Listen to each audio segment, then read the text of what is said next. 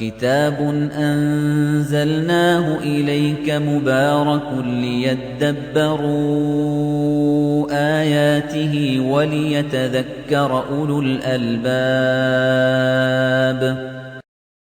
إن الحمد لله نحمده ونستعينه ونستغفره ونعوذ بالله من شرور أنفسنا وسيئات أعمالنا من يهده الله فلا مضل له ومن يضلل فلا هادي له وأشهد أن لا إله إلا الله وحده لا شريك له وأشهد أن محمدا عبده ورسوله صلى الله وسلم عليه وعلى آله وصحبه ومن تبعهم بإحسان إلى يوم الدين أما بعد سورة الكهف ላይ ባለፈው የወጣቶችን ታሪክ ጀምረን ነበር። እነዚህ ወጣቶች በአላህ Subhanahu Wa Ta'ala በማመናቸው እና ሽርክን በመጸየፋቸው ምክንያት ከወገኖቻቸው በኩል የሚመጣውን ቅጣት፣ ስቃይ፣ መከራ ለመሸሽ ብለው ዋሻ ውስጥ ገብተው ነበር። እዛ ዋሻ ውስጥ ሲገቡ በአላህ Subhanahu Wa Ta'ala ተማምነው እሱ ረህመቱን እዝነቱን ይዘረጋልናል፣ ጉዳያችንንም ያመቻችልናል፣ ይረዳናል ብለው ነበር። አላህ Subhanahu Wa Ta'ala ረዳቸው፣ ዱዓቸውን ተቀበለ። ጆሮአቸው እንዳይሰማ ከባድ እንቅልፍ እንዲወስዳቸው አደረገና ረጅም ጊዜ እንቅልፍ ወሰዳቸው። ያውም እንክብካቤዎችን እያደረገላቸው አላህ Subhanahu Wa Ta'ala በፀሐይ እንዳይጎዱ ከዛሊከ ጎኖቻቸው መሬት ላይ ረጅም ጊዜ ቆይቶ በመሬት እንዳይበላ እንዳይበሰብስ ጎናቸውን እየቀያየረ አንዴ በቀኝ አንዴ በግራ እያደረገ ፀሐይም በቀኝና በግራ የዋሻው አፋፍ እየሆነ በዚህ መልኩ አላህ Subhanahu Wa Ta'ala ጠብቋቸው ለ309 ዓመታት ከቆዩ በኋላ ከእንቅልፋቸው ነቁ።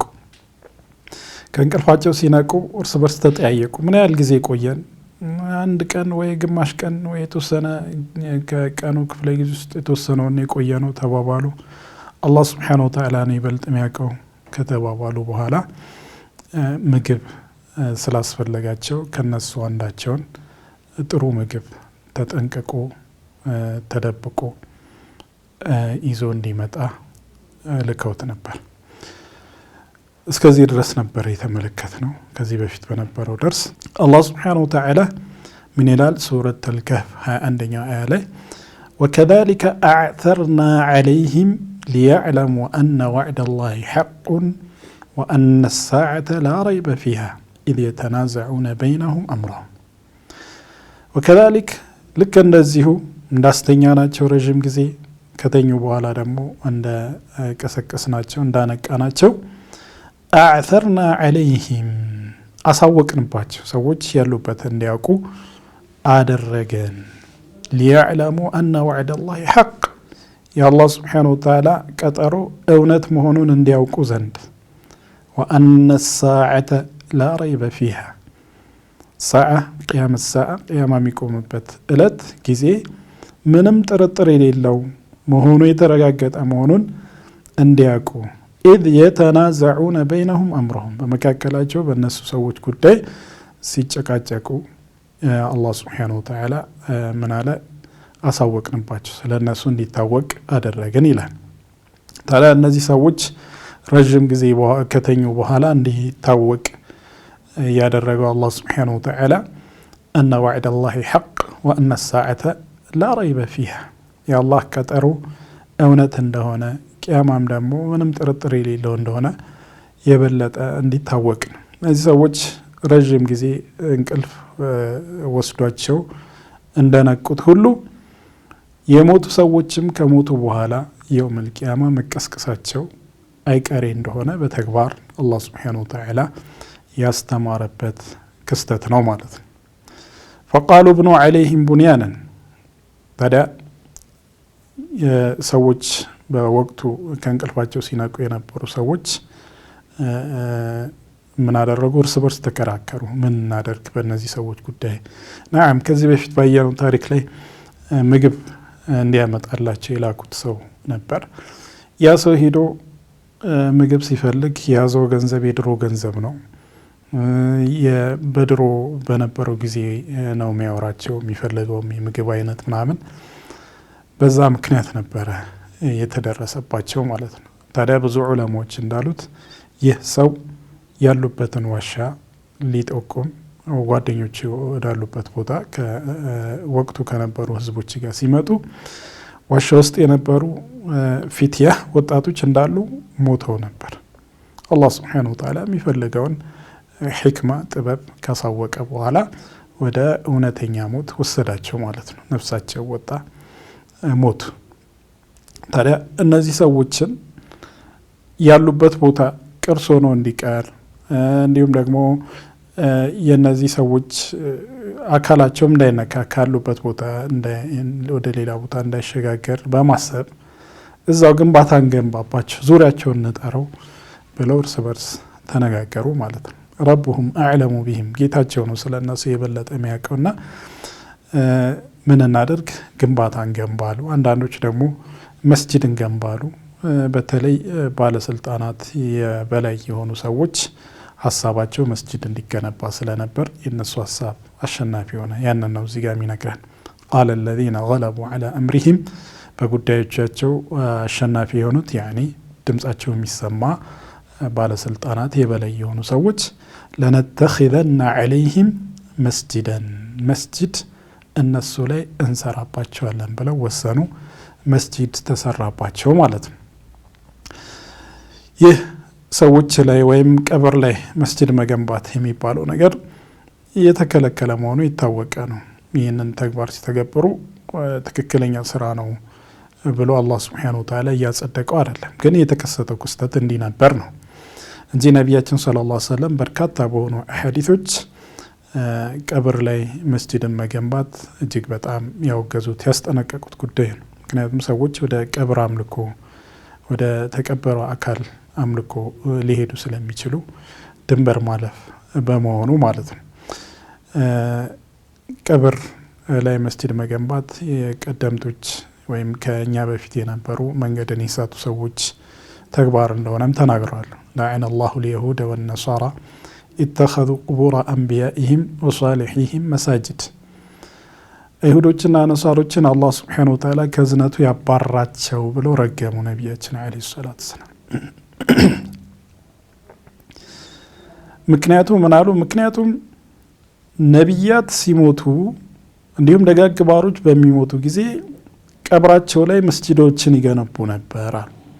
ይህ ተግባር አደገኛ ጥፋት በመሆኑ ምክንያት እንዲረገሙ አድርጓቸዋል።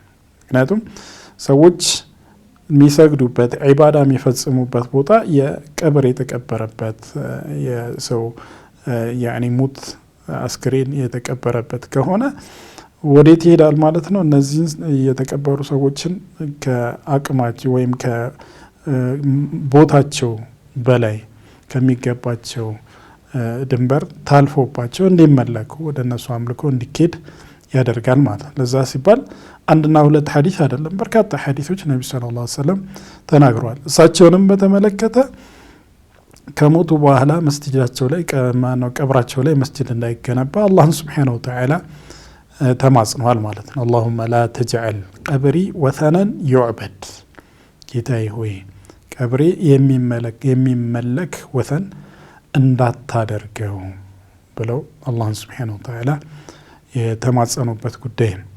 ሊሞቱ ትንሽ ቀናት ሲቀራቸው 5 ቀን ሲቀራቸው አስጠንቅቋል።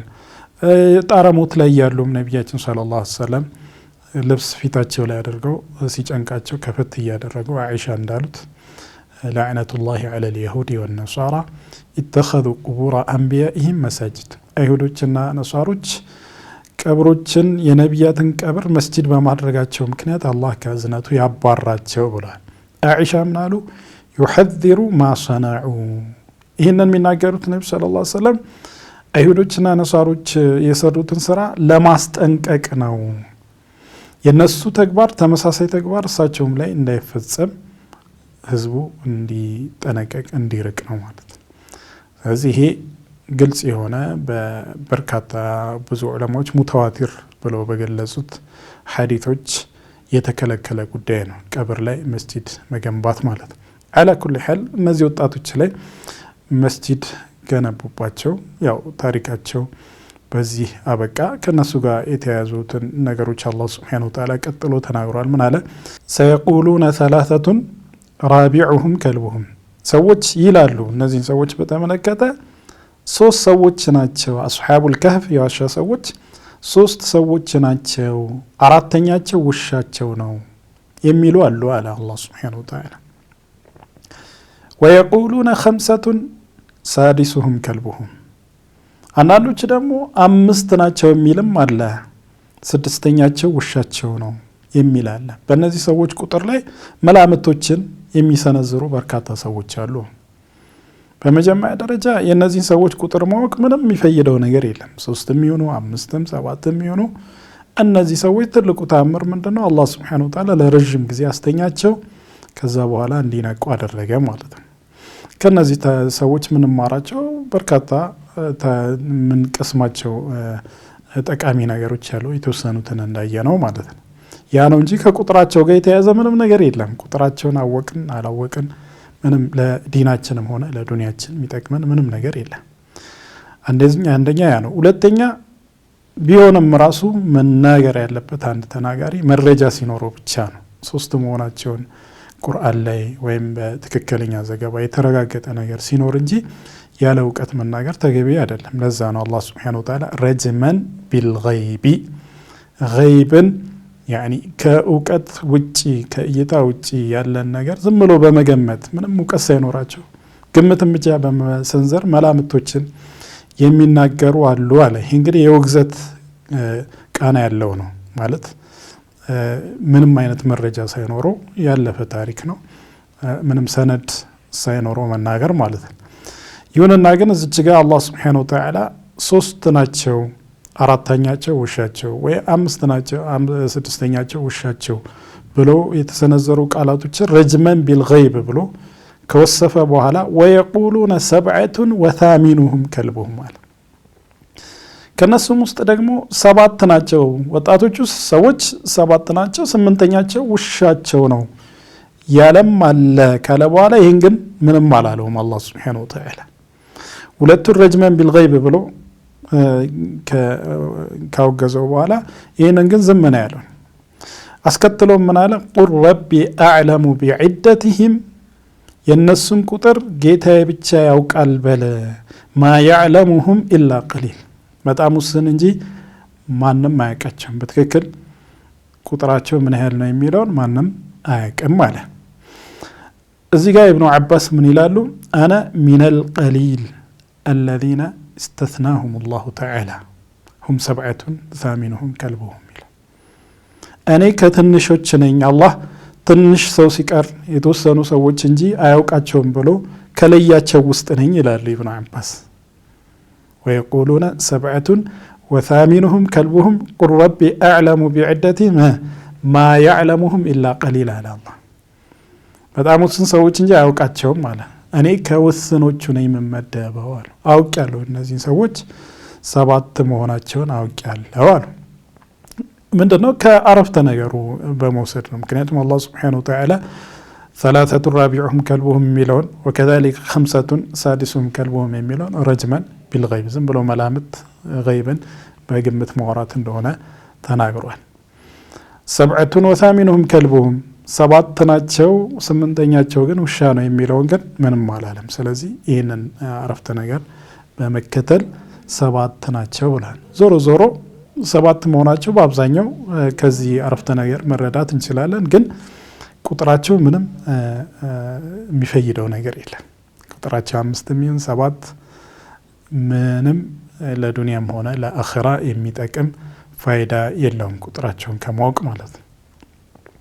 ለዛ ነው አላህ ሱብሓነሁ ወተዓላ ፈላ ቱማሪ ፊህም ኢላ ሚራአን ዛሂራን በእነሱ ጉዳይ በተለይ በቁጥራቸው ጉዳይ አትከራከር አለ አላህ ሱብሓነሁ ወተዓላ። ኢላ ሚራአን ዛሂራን ዛሂር ዝም ብሎ የምላስ ብቻ ክርክር ካልሆነ በስተቀር ማለት አንዳንዶች እንደፈሰሩት እንደ ሼክ ኢብኑ ዑሰይሚን የምላስ ብቻ ወደ ቀልብ የማይዘልቅ በጣም ነገሩ ላይ ክርር ያለ ክርክር ያልሆነ ዝም ብሎ ከሰዎች ጋር ዝም ብሎ የምትጋራበት ክርክር ከሆነ እንጂ የምር ከልብ የሆነ ክርክር አትከራከር ማለት ነው።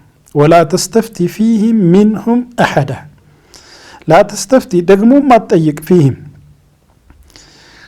ላ ተስተፍቲ ፊህም በእነዚህ ሰዎች ጉዳይ ስለ ቁጥራቸው የሚሆን ስለ አስሐቡል ከህፍ ሁኔታ ሚንሁም ከነሱ ያኒ ከይሁዶች ማለት ነው አሐዳ አንድንም አጠይቅ ማንንም አጠይቅ ከዚህ በፊት የነበረ መጽሐፍ ቢኖራቸው ማለት ነው መጽሐፎቻቸው አንደኛ ሰነድ የለውም ከዛሊከ ምንድነው የተበረዘ ነው ሰዎች የጨመሩበት የቀነሱበት እና ትክክለኛ መረጃ የላቸው ወከዛሊከ ለፈትዋ ለጥያቄ ለእስቲፍታ ተገቢዎች አይደለም እነሱን አይደለም ስላለፉ ነገሮች አላህ Subhanahu Wa Ta'ala የሚጠቅሙት ምንም ሳያስቀር ቁርአን ላይ ጠቅሷል ስለዚህ ቁርአንን መሰረት አድርጎ ብቻ መናገር እንጂ እነሱን መጠየቅ አላስፈላጊ ነው ማለት ነው ይህ ንግግር ይህ ወላ ተስተፍቲ ፊህም ሚንሁም አሐዳ የሚለው ስለማንኛውም ጉዳይ ስለ ዲን ጉዳይ ማለት ነው ለፈትዋ ተገቢ ያልሆነ ሰው መጠየቅ እንደሌለበት ያስረዳል ፈትዋው ላይ ሙተመሪስ የሆነ የፈትዋን ስርዓት ያሟላ መጠየቅ የሚገባው ካልሆነ حتى ዲኑ ላይ ጥንቁቅ ቢሆን ራሱ አንድ ሰው እንዲሁም ደግሞ ዳዒ ሰዎችን በማነቃቃት ለሰዎች ሙሐደራ በማድረግ ምናምን የሚታወቅ ሰው ራሱ የዲን ጉዳይ እንደ ጥያቄ አይቀርብለትም ትክክልም አይደለም ብዙዎቻችን እንደምናደርገው መጠየቅ ያለበት ሙፍቲዎች ናቸው ፈትዋ የሚሰጡ በዲን ጉዳይ ለሰዎች መፍትሄዎችን ማበጀት የሚችሉ ፉቃሃዎች ሙፍቲዎች አሉ አህሎች እነሱ ናቸው ማለት ነው እንጂ ሌላው አይደለም ጭራሽ ያየነው መስጂድ ውስጥ ያየነው መስጂድ ሲመላለስ ወይ ቁርአን ሲቀራ ብቻ ያየነው መጠየቅማ ይሄ እጅግ በጣም የራቀ ነው ትክክል አይደለም በዲን ጉዳይ መጠየቅ ያለባቸው አህሎች ናቸው በፍቅህ ላይ የሚታወቁ እስቲንባጥ በማድረግ ሰዎችን በማስተማር የሚታወቁ ዑለማዎች ብቻ ናቸው መጠየቅ ያለባቸው ማለት ነው ولا تقولن لشيء إني فاعل ذلك غدا إلا أن يشاء الله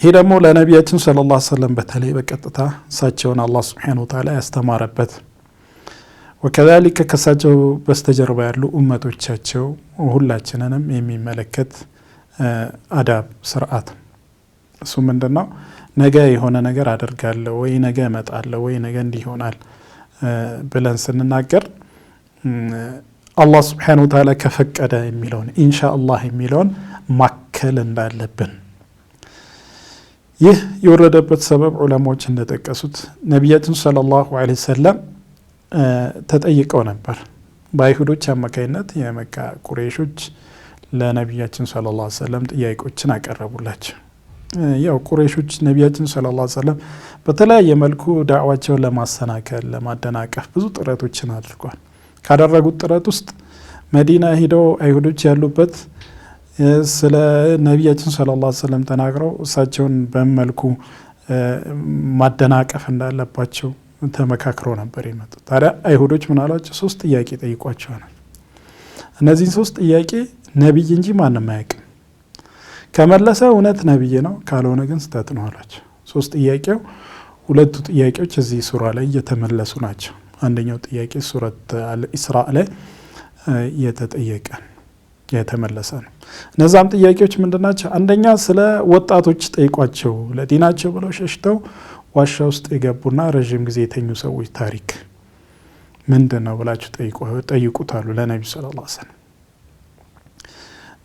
ሁለተኛው ደግሞ ከምስራቅ እስከ ምዕራብ ድረስ ጧፍ ያደረገ ንጉስ ታሪክ የዱልቀርነይን ማለት ነው እነዚህ ሁለቱ እዚህ ሱራ ላይ ተመለሷል ሶስተኛው ደግሞ ስለ ሩህ ምን እንደሆነ ጠይቋቸው ወይስአሉነከ አን الروح قل الروح من امر ربي በሚለው ሱረት አልኢስራእ ላይ የተመለሰ ነው እነዚህ ሶስት ጥያቄዎች ጠይቁት አሏቸው መጡና ለነብያችን ሰለላሁ ዐለይሂ ወሰለም ጠይቋቸው ነብያችን አለይሂ ሰላቱ ሰላም ደግሞ ما ينطق عن الهوى ان هو الا وحي يوحى ከአላህ Subhanahu Wa Ta'ala ወህይ የመጣላቸውን ብቻ ነው የሚያወሩት አላህ Subhanahu Wa Ta'ala የነገራቸው ነው የሚናገሩት አስተላላፊ ናቸው አድራሽ ናቸው በመሆኑም ነገ ነግራቸዋለሁ አሏቸው የጠየቋቸው ነገር ነገ መልስላቸዋለሁ ምን በመተማመን ወህይ ይወርድልኛል አላህ Subhanahu Wa Ta'ala ምላሹን ይሰጠኛል ብለው ተማምነው ነገ እነግራችኋለሁ አላቸው።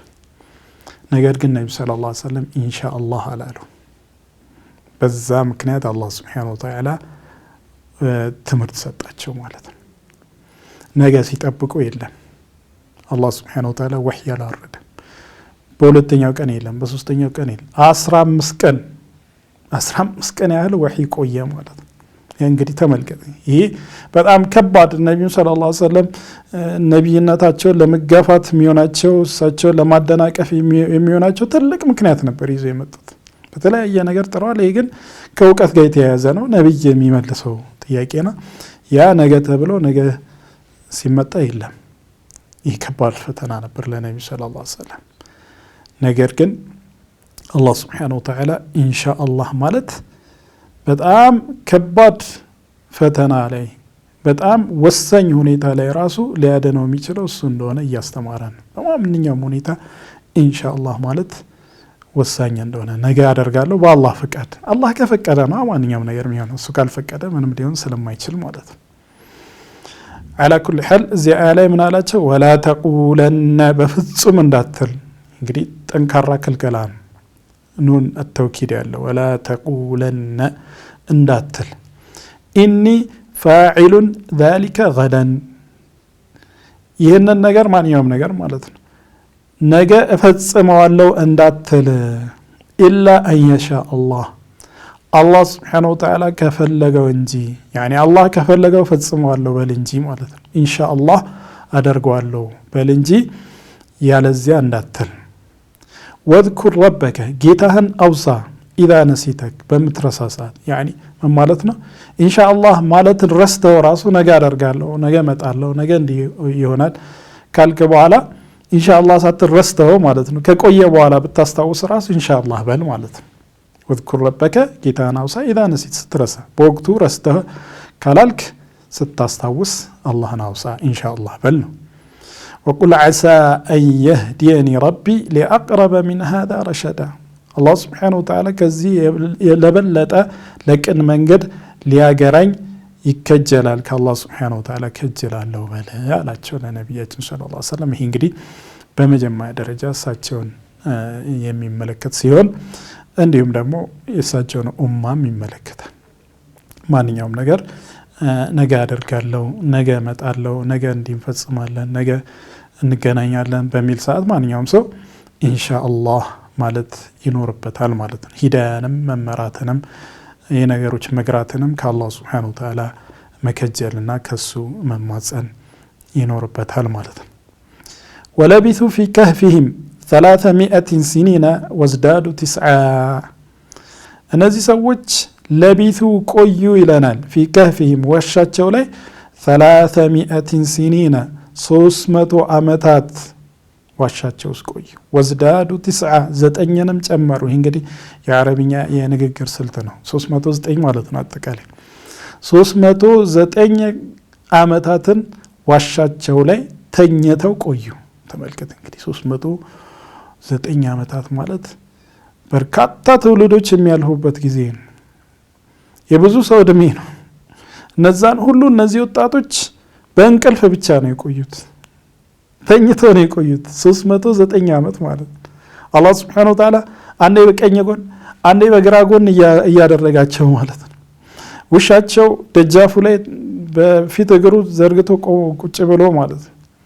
ፀሐይ ሲወጣ በስተቀኝ በኩል ሲወጣ ዘንበል እያለ ሲጠልቅም እንደዚሁ በስተግራ በኩል ዘንበል እያለ እንዳያቃጥላቸው አይናቸው ተከፍቶ ብዙ ዑለሞች እንዳሉት በዚህ ሁኔታ 309 ዓመት ምንም ሳይሆኑ እንዲቆዩ አደረገ አላህ ሱብሓነሁ ወተዓላ። ይህ የአላህ ሱብሓነሁ ወተዓላ ተአምር ነው። ነገር ግን አም ሐሲብተ አነ አስሓበል ከህፊ ወልረቂሚ ካኑ ሚን አያቲና ዐጀባ ከተአምራቶቻችን ትልቁ ተአምር ይህ ብቻ መሆኑን ታስባለህ ይላል አላህ ሱብሓነሁ። ይህ አይደለም፣ ከዚህ በላይ ብዙ ተአምሮች የሚፈጽም አላህ ስብሓነሁ ወተዓላ ምንም የሚሳነው ነገር አይደለም። ማንኛውንም ነገር ሁን በማለት ብቻ መፍጠር የሚችል ሰማይን፣ ምድርን በጣም ግዙፍ የሆኑ ፍጡሮችን እኮ ሁን ብሎ ብቻ ነው የፈጠራቸው። ኢነማ አምሩሁ ኢዛ አራደ ሸይአን አን የቁለ ለሁ ኩን የሱ ጉዳይ እኮ አላህ Subhanahu Wa Ta'ala የሆነ ነገር ማድረግ ሲፈልግ أن يقول له كن ሁን የሚለው خلاص فيكون ይሆናል አላህ Subhanahu Wa Ta'ala ያዘዘው ይከሰታል ይተገበራል ማለት ነው ለሱ ምንም የሚሳነው ነገር የለም وهو الخلاق العليم የፈለገውን ይፈጥራል በፈለገው ሰዓት የፈለገውን ይፈጥራል ምንም አይነት መሳሪያ መታገጃ ረዳት ምንም የሚፈልግ አይደለም አላህ Subhanahu Wa Ta'ala ይሄ ደግሞ አላህ Subhanahu Wa Ta'ala የሁሉ ጊዜ ባህሪው ነው ጅማሬ የለውም መጨረሻ የለውም የአላህ Subhanahu Wa Ta'ala ባህሪ ማለት ነው ማለቅ የሚባል መድከም ማርጀት የሆነ ማቃት ምናምን የሚባል ነገር የለም አላህ Subhanahu Wa Ta'ala Subhanahu Wa Ta'ala አላህ Subhanahu Wa Ta'ala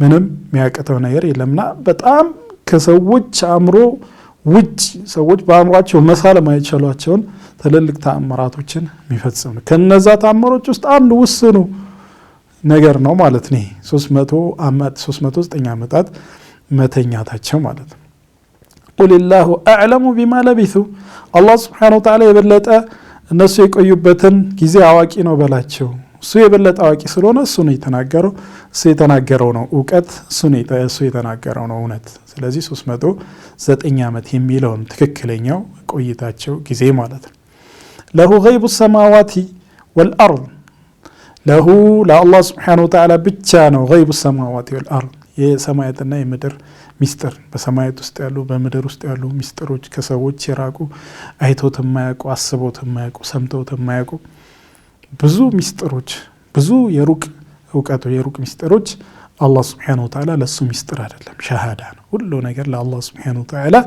ምንድነው ከመከሰቱ በፊት የሚታወቅ ነው ሲከሰትም ከተከሰተም በኋላ አላህ Subhanahu Wa Ta'ala لا يضل ربي ولا ينسى ጌታዬ ሚሳሳት አይደለም ሚረሳ አይደለም أبصر به وأسمع أبصر به ምንኛ ሰሚ ነው መስሚያው ምንኛ የሰፋ ነው أبصر به ምንኛ ተመልካች ነው ማለት ነው أبصر به ምንኛ ተመልካች ነው وأسمع ምንኛ ሰሚ ነው መስሚያው ምን ያህል የሰፋ ነው መመልከቻውስ ምን ያህል ምንም አይነት ነገር ከሱ እይታ ማይሰወር ነው ምንም አይነት ድምጽ ከሱ መስሚያ የማይሰወር ነው አላህ Subhanahu Wa Ta'ala وهو على كل شيء قدير ما لهم من دونه من ولي ከሱጪ ምንም ረዳት ምንም አጋዥ የላቸውም አላህ Subhanahu Wa Ta'ala ነው እውነተኛ ረዳት እውነተኛ አጋዥ ولا يشرك في حكمه احدا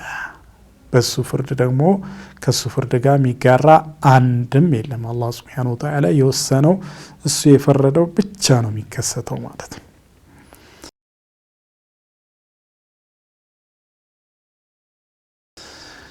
ወትሉ ማ ኡህየ ኢለይከ ሚን ኪታቢ ረቢክ እንግዲህ ፊትያ የወጣቶችን قصص قصة በዚህ መልኩ አላህ Subhanahu Wa Ta'ala አሳጥሮ ከነገረን በኋላ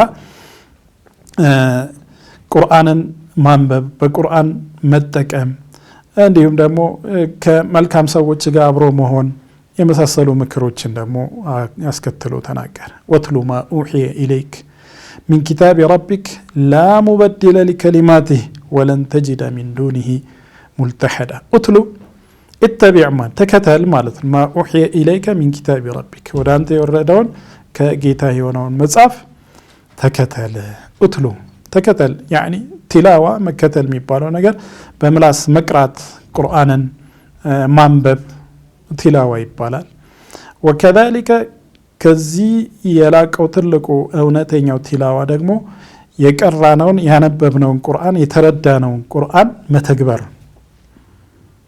እንደናው ቲላወቱል ቁርአን ሐቅ ቲላዋ እውነተኛ የሆነ ትክክለኛ የሆነ ቲላዋ ቁርአንን መከተል ማለት ነው ያ ምንድነው አላህ Subhanahu Wa Ta'ala ያዘዘውን መፈጸም የከለከለውን መራቅ የተናገራቸው ማመን በአላህ Subhanahu Wa Ta'ala ወህይ ብርሃን መጓዝ አላህ Subhanahu Wa Ta'ala ምንም ለሰዎች የሚጠቅም ነገር ሆኖ ያስቀረው ነገር የለም ሁሉን አመላክቷል አላህ Subhanahu Wa Ta'ala የሚጠቅማቸውን በዚህ ዓለም ለሚቀጥለው ዓለም ማለት ነው ያንን መከተል ያንን መተግበር የከለከላቸውንም እንደዛው መራቅ መጠንቀቅ በአላህ Subhanahu Wa Ta'ala አስተምሮ መታነጽ ማለት ነው ላ ሙበድለ ሊከሊማቲ የሱ ንግግር ቀያሪ የለውም አላህ Subhanahu Wa Ta'ala ይሁን ብሎ የወሰነውን ነገር ማንም ሊቀይረው አይችልም ወለን ተጅደ ሚን ዱኒሂ ሙልተሐዳ ከሱም በታች ከአላህ ስብሓነሁ ወተዓላ ውጪ ምንም መጠጊያ አታገኘም ይላል አላህ ስብሓነሁ ወተዓላ።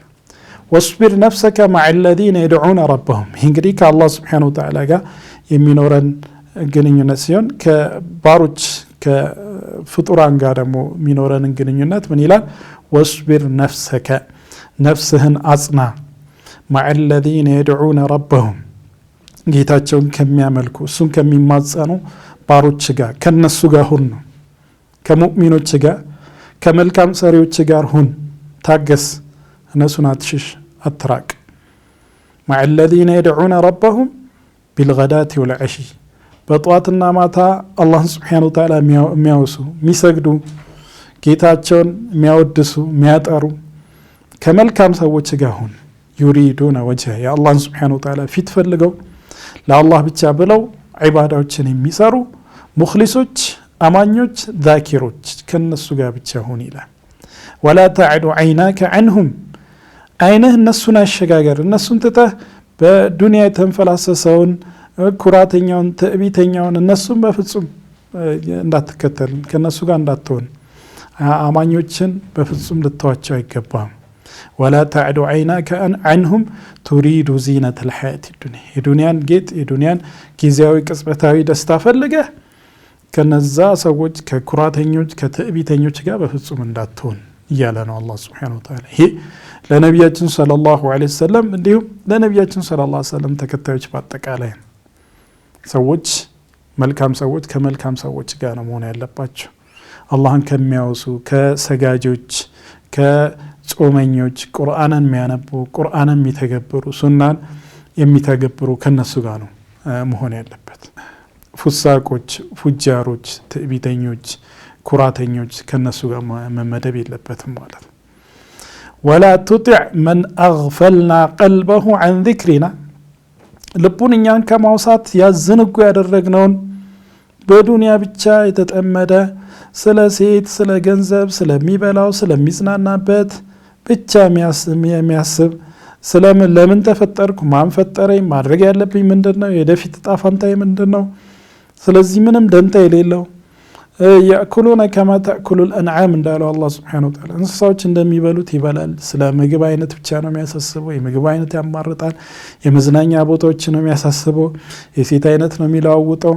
የኸምር አይነት ነው የሚለዋውጠው። እንደዚህ አይነት ፋጅር ፋሲቅ አላህ ሱብሓነሁ ወተዓላ ሙሉ ለሙሉ የዘነጋ ያኒ ፍጡር ነው። ይንቀሳቀሳል፣ ይበላል፣ ይተነፍሳል፣ ግን ፈጣሪ ረስቷል።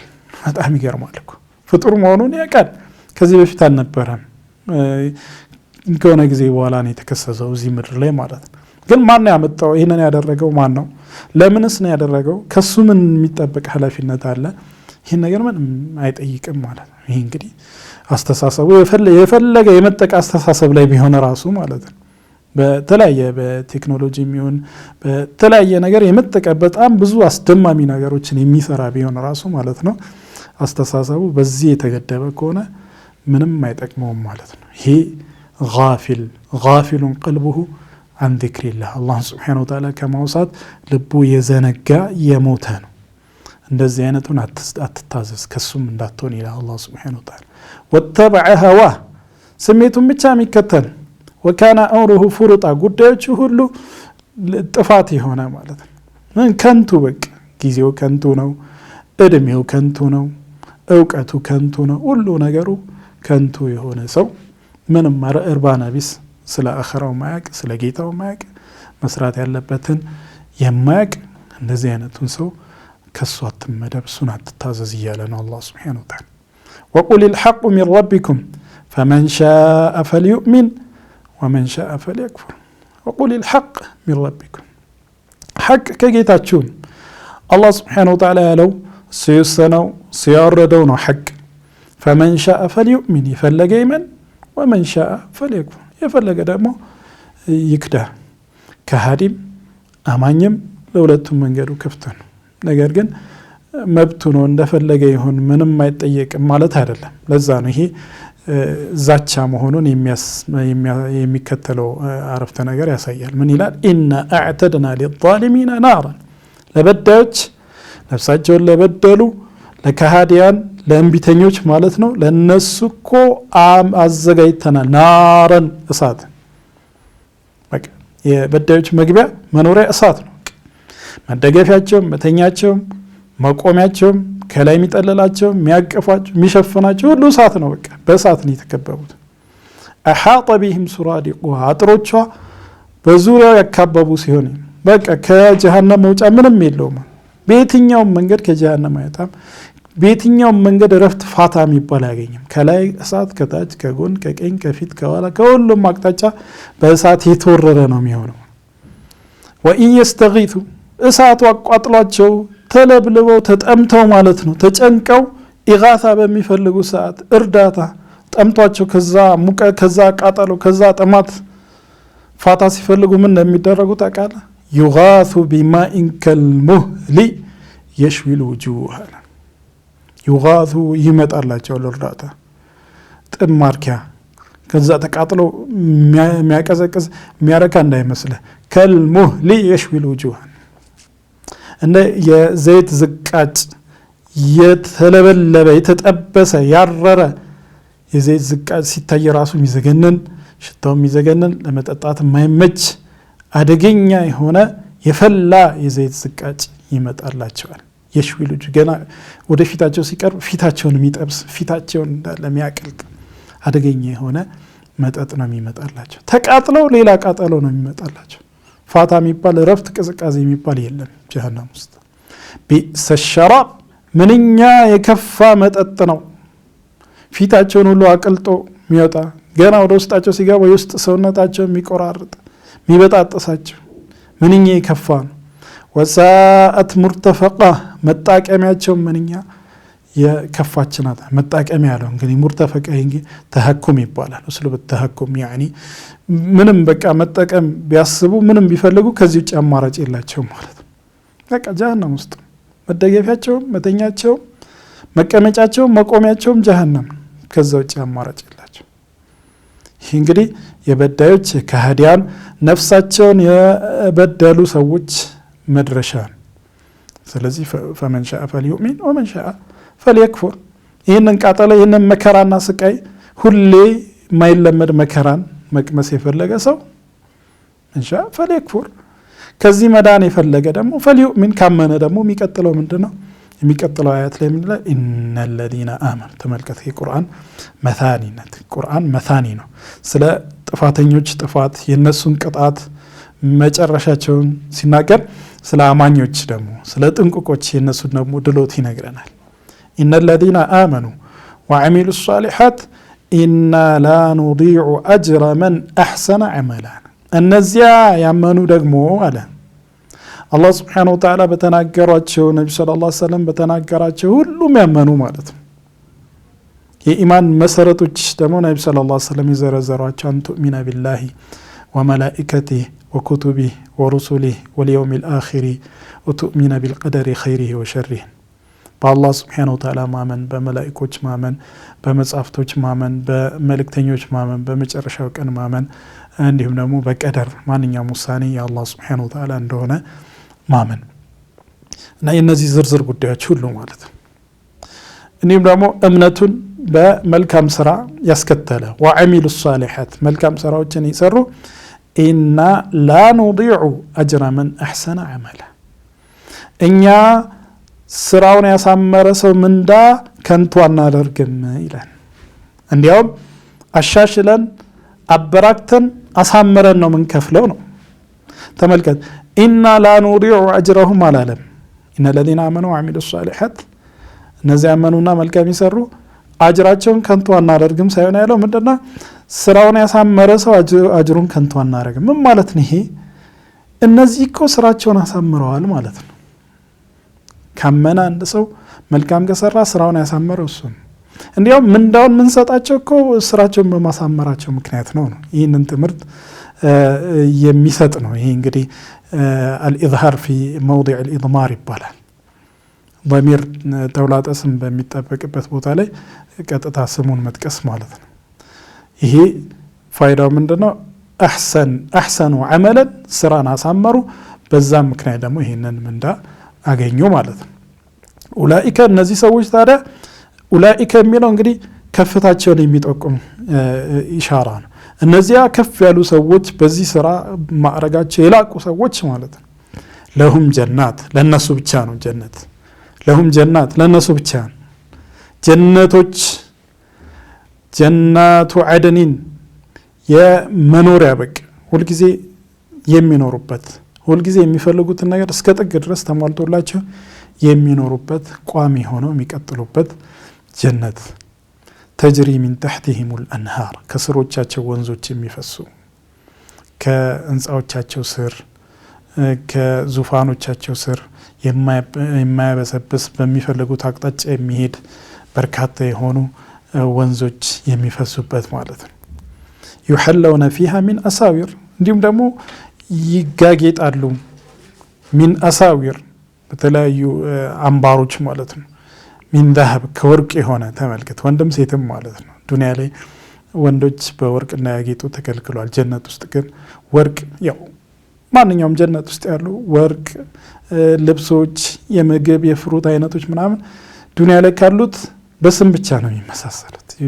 ኢብኑ አባስ እንዳሉት ማለት ነው። ለይሰ ፊል ጀነቲ ሸይኡን ሚማ ፊ ዱንያ ኢላ አልአስማ። ጀነት ውስጥ ያሉት ዱንያ ላይ ካሉት ጋር በስም ብቻ ነው የሚመሳሰል። የምግብ አይነቶች፣ የምቾት አይነቶች፣ የዙፋን አይነት፣ የሴት አይነቶች ሁሉም ሲነገሩ ስማቸው ብቻ ነው እዚህ ዱንያ ላይ ያለው። እዛማ አይቶት ከሚያውቅ የተለየ ነው። ጆሮ ሰምቶት ከሚያውቅ በልቦናችን አስበ ነው ስለ ነው ከምናውቀው ሁሉ የተለየ ነው። እነዚህ ሰዎች በተለያዩ የወርቅ ጌጦች ያጌጣሉ። ወየልበሱነ ثيابا خضرا አረንጓዴ የሚያማምሩ ልብሶችን ይለብሳሉ። ይህም እንግዲህ ስሙ ብቻ ነው ያለው። ከለሩ ውበቱ ጀነት ውስጥ የሚታይ ነው በተግባር ማለት ነው። ሚን ሱንዱሲን ወኢስተብረቅ ሱንዱስ ቀጭን የሐር አይነት፣ ኢስተብረቅ ደግሞ ወፈር ያለው የሐር አይነት ነው። ከስር የሚለብሱትና ከላይ የሚለብሷቸው የልብስ አይነቶችን እየነገረ ሙተኪኢነ ፊሃ ዐለል አራኢክ አጎበር ባላቸው አልጋዎች በዙፋኖቻቸው ላይ ተመቻችተው ተደጋግፈው ነው የሚኖሩት። ኒዕመት ሰዋብ ምንኛ ያማረ አጅር ነው አለ። የነዛን ቢእሰ ሸራብ ወሰአት ሙርተፈቃ እንዳለው የጀነት ሰዎችን ኒዕመት ሰዋብ ወሐሱነት ሙርተፈቃ ምንኛ ያማረ ተዋብ ነው፣ ምንኛ ያማረ የአላህ ሱብሓነሁ ወተዓላ ሽልማት፣ የሱ ክፍያ፣ የሱ ስጦታ። ወሐሱነት ሙርተፈቃ መጠቃቀሚያው ምንኛ ያማረ ነው። ተመልከት ጀነት ውስጥ አንዴ ብቻ አላህ ሱብሓነሁ ወተዓላ ይወፍቀንና አላህ ያስገባል። ከተገባ በኋላ خلاص ኑሮ በተሟላ መልኩ ኑሮ ተጀመረ ማለት ነው። ማርጀት የሌለው፣ መታመም የሌለው፣ መሞት የሌለው፣ የጊዜ ገደብ የሌለው፣ ምንም አይነት ጭንቀት የሌለው፣ መደበር የሌለው፣ ሁሉ ነገር ጥሩ ብቻ እንጂ መጥፎ የሚባል ትንሽም እንኳን የሌለው ማለት ነው። ይህ ለአማኞች የተዘጋጀ ሽልማቱን አላህ ሱብሓነሁ ወተዓላ ከአማኞችና ከመልካም ሰሪዎች ይመድበን። የዛሬውን ትምህርት እዚህ ጋር እናቆምና በሚቀጥለው እናያለን ኢንሻአላሁ ተዓላ። ወሰለላሁ ወሰለም ወባሪክ ዐላ ነቢይና ሙሐመድ ወዐላ አሊሂ ወሰህቢሂ አጅመዒን።